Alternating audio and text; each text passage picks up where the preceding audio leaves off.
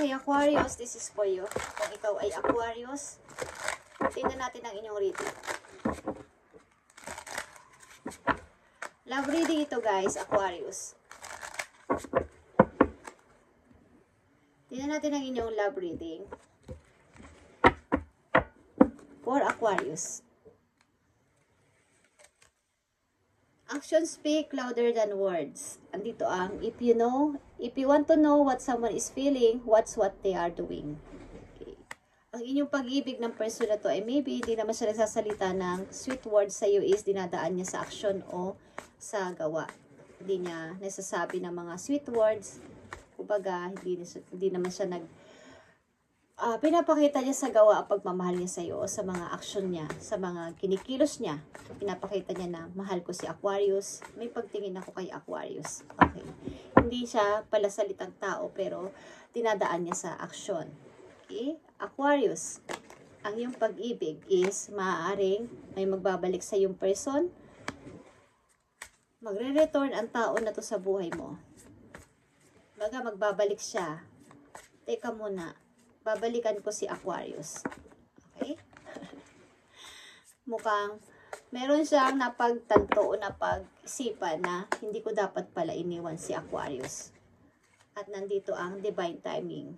Be patient while things are unfolding. This connection is worth the wait. Okay. May paghihintay. Sapagkat ito ay unconditional love. Kailangan muna ng boundary sa isa't isa o pag-iisip-isip sa bawat isa.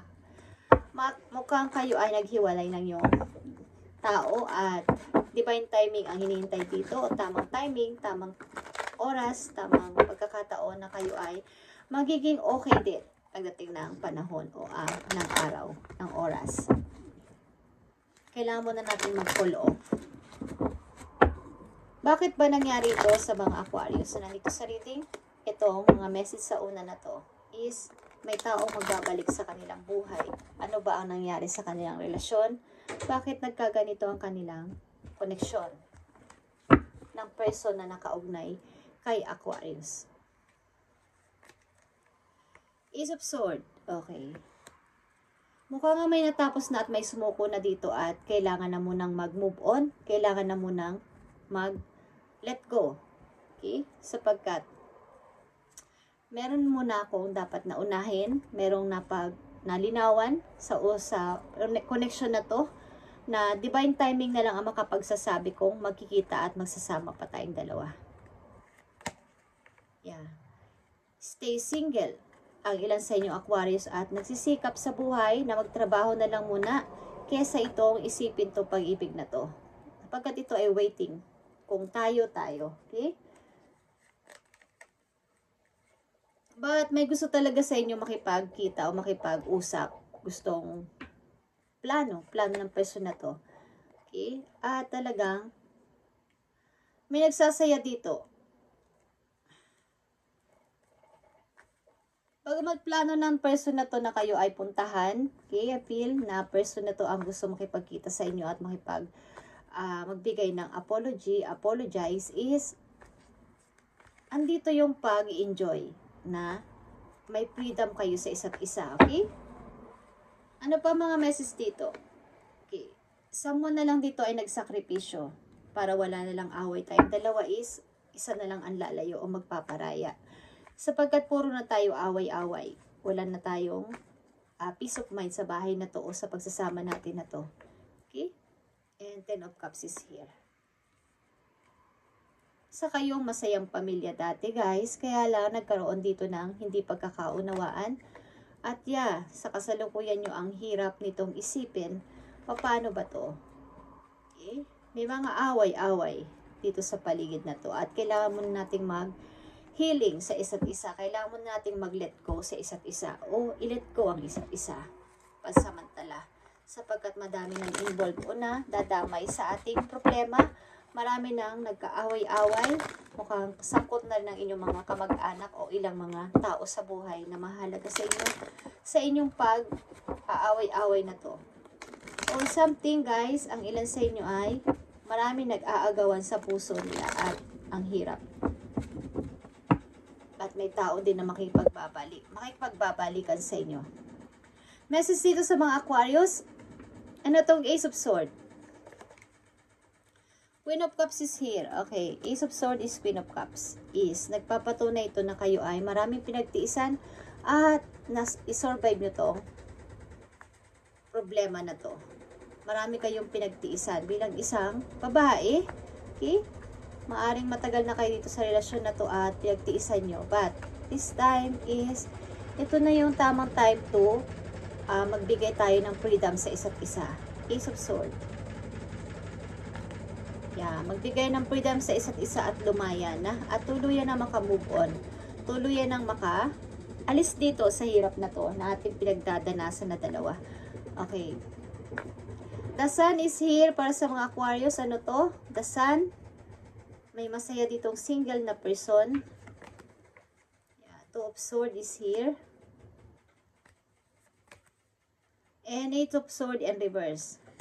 Andito yung pagmuni-muni at ayaw mag-decide, pero napag-desisyon niya na tama na to. Tumating na ako sa point na hindi ko na talaga kaya. Kailangan ko nang palayain ang sarili ko dito, okay? Namili na kayo, ang ilan sa inyo dito, Aquarius, na lumaya na lang dito sa sitwasyon na to at maging happy at maging malaya. Maging single ulit. And 10 of Cups dito. Happy family man kayo, ba't mayroon ditong away-away sa pamilya? Yeah, happy family kayo at happy couple din. But may away-away sa pamilya. Knight of Swords is here. And Magician. Ay guys.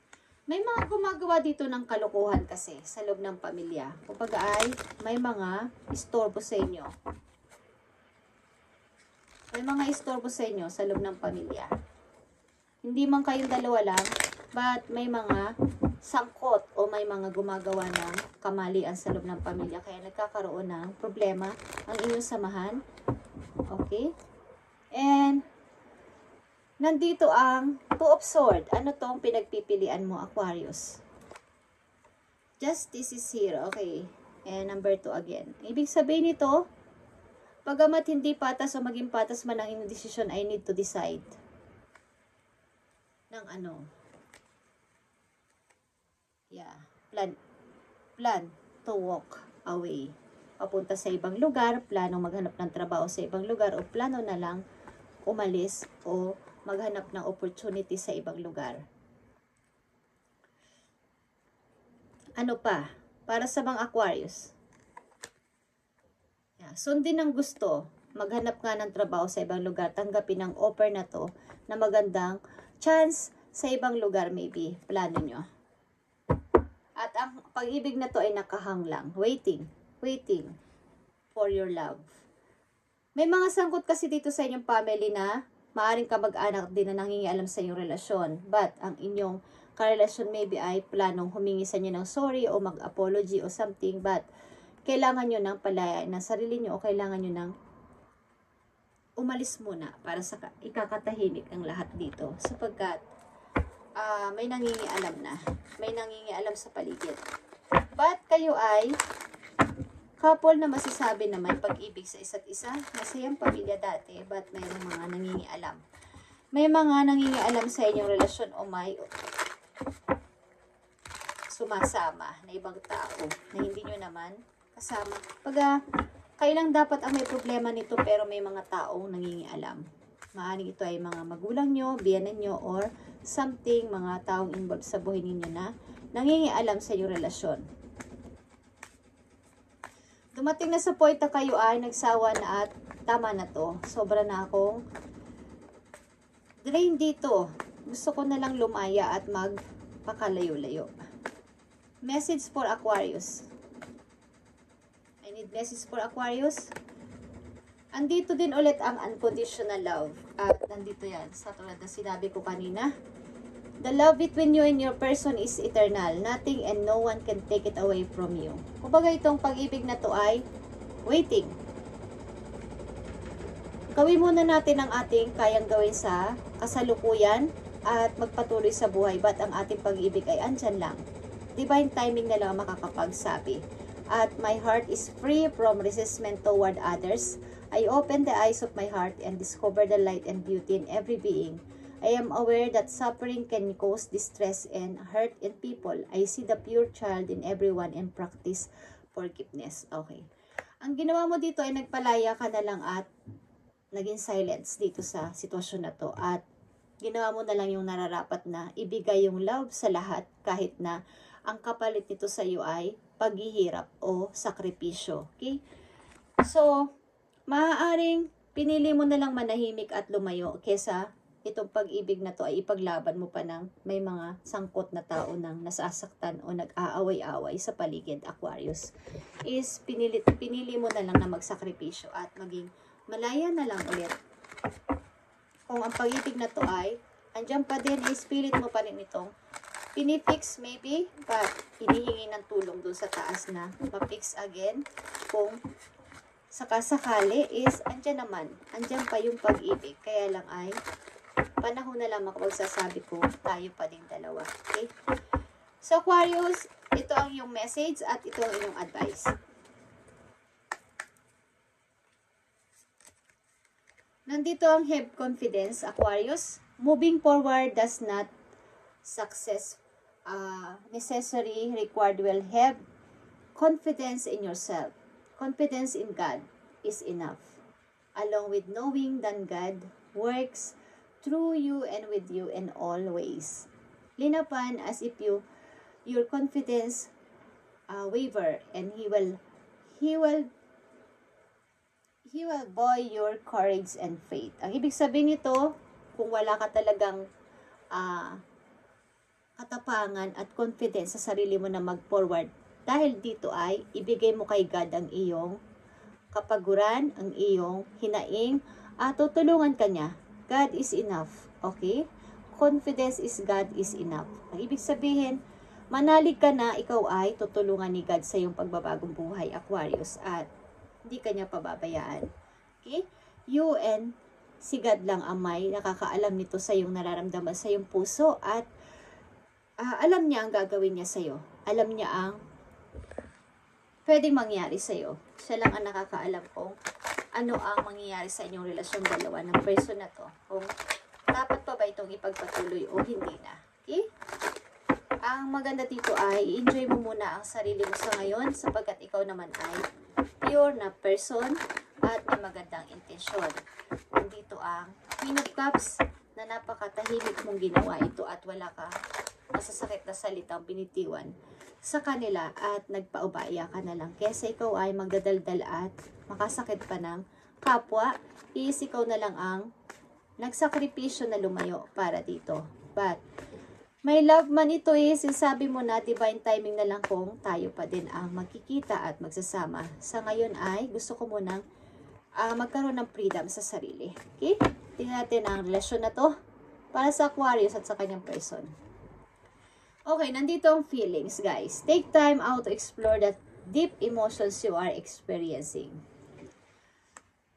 Something na kayo ay talaga ay may feelings pa sa isa't isa at maaaring kung meron kayong time o mga oras sa isa't isa na magkita at magsabihan pa ng mga nararamdaman is why not na hindi nyo gawin kung kayo naman ay nagmahalan at dating mag-asawa at magkasama sa buhay o sa bahay.